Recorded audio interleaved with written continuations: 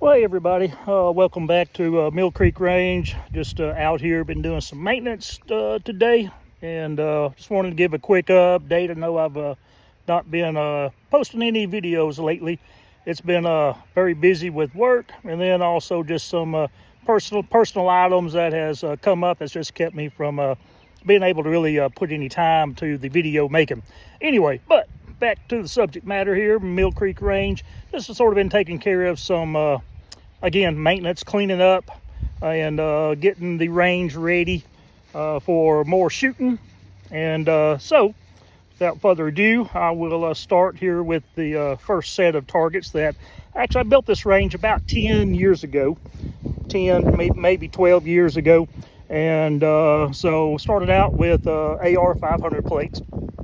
And so here's what I started out with, and it does need some more repair. I'm gonna have to get up on that pretty quick, because man, these lead termites, when you shoot plate next to wood, it chews it up pretty bad. So yeah, again, it is in need of some repair. It's got a little bit of a lean to it, but it ain't too bad. I'm gonna keep on running it for right now till I can break down and do a full rebuild up on this rack anyway. So here we go. So here is the first target stand that I built here on Mill Creek Range. And so I've got, again, all of these are AR 500s. A couple of them were actually given to me, and the rest of them I bought and hung.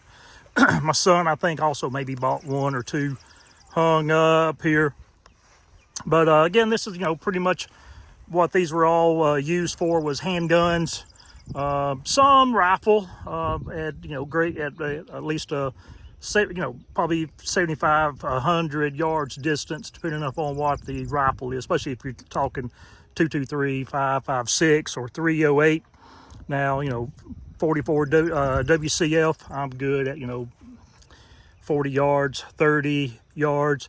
But yes, I've had these, again, like I said, a while. Now this one here, this one right here in this middle, it's a little bit specific because it's actually coated. It's actually a coated plate with a product called polyurea, and it actually, if you see, traps the projectile within itself. So I just paint it white so you can see where the impacts are. And this is actually the second time that one's actually been coated. It's actually in need of coating again. It's already split here up on the side some, so it's actually needing to be stripped off and resprayed. So yeah, and actually just try to alleviate some of the termite damage. Sprayed this 2x4 with the polyurea material as well, and it's really held up extremely well. But it's, again, termites are going to do the damage, but those lead termites especially, they are rowdy little boogers, and they really chew up the wood. My cross brace there, it actually stepped on it the other day, and yeah, it snapped. So see, there have been quite a few low hits.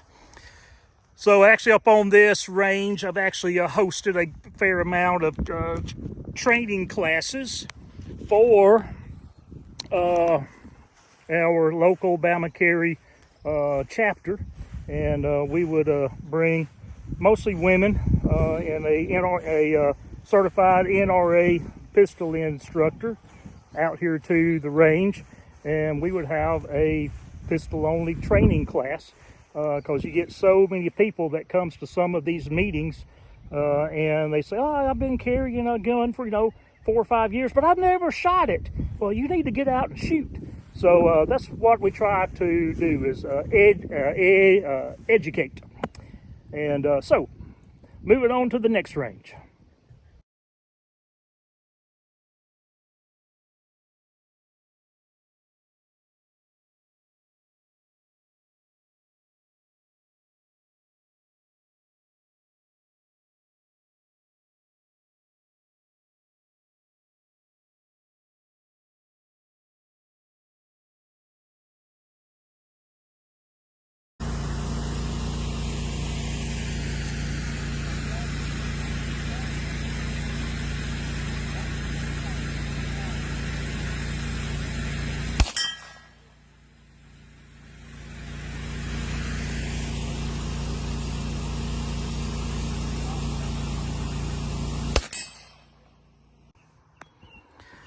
Okay, standing back here on the 100-yard line.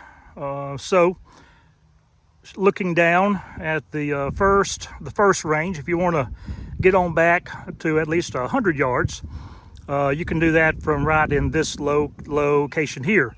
Or if you want to go 50 yards, you can get halfway down and you can do 50 yards. Used to have it marked off, but pretty much remember where the locations was, so really don't need them now. Do have one other target just to the left.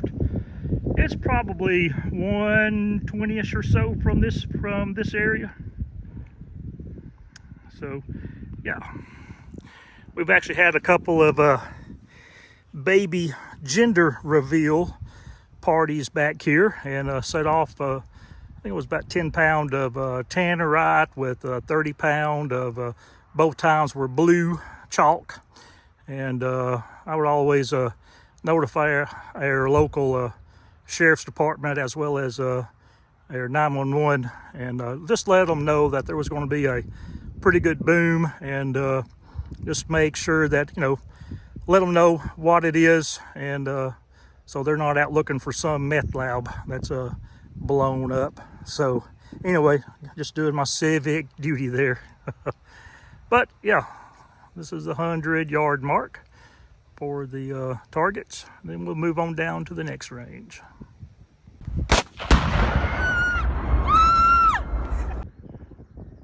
So here's the next range.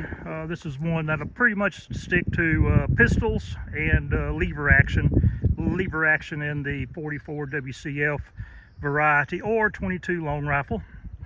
And here's where I've done majority of my videos here of late. And sorry about a little bit of wind there. I forgot to bring my external microphone when I come down here. But yeah, this is here. I guess this one here has probably been set up here for about the past year or so, and just sort of getting it a little bit more situated. 2 half-inch AR 500 plates, very heavy-duty stands that a gentleman built, and then over on the right is one of those Infinity targets, a rubberized target, and then just sort of stick a one of those target papers on front that again flakes off when that you hit. And I believe that one there was bought by my son a few years ago. But this here's the next range, and here I can probably do, you know, 20, 30, 40. I can probably stretch it out to 50 yards good. So yeah. Well, okay, so from the last range is up here closer to my house, and there's that orange dot. That's a I think it's about a 10 inch plate, 10 or 12, don't remember. But we got, so we're about 300 and give or take a bit, we're about 310 yards from this area here. Can't zoom out anymore, won't let me while I record. So yes, so about 310 yards is on this last range. This here is where I shoot my trapdoor, 1884 trapdoor and 4570, and then I have shot 22 long rifle back here just for kicks and giggles. Then a buddy, he'll bring his 308 back here and shoot from here as well. So that's the furthest right here as of right now, about 310 yards. So let's continue on.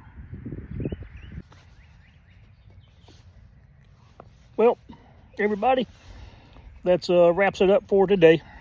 So hope y'all enjoyed the little tour of Mill Creek Range.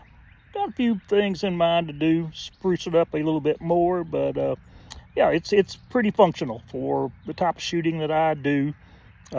Pretty functional. Serves the purpose, and have fun on it. Enjoy it. So anyway, hope everybody has a great, or has had, because it's a Sunday evening and just before Memorial Day. So I hope everyone has had a fantastic Memorial Day weekend.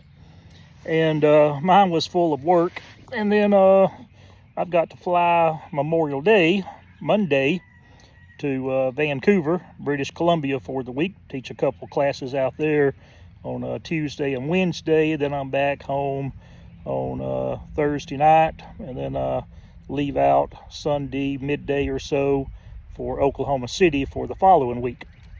So busy times. June is going to be full of travels for work, but I hope everyone is doing good.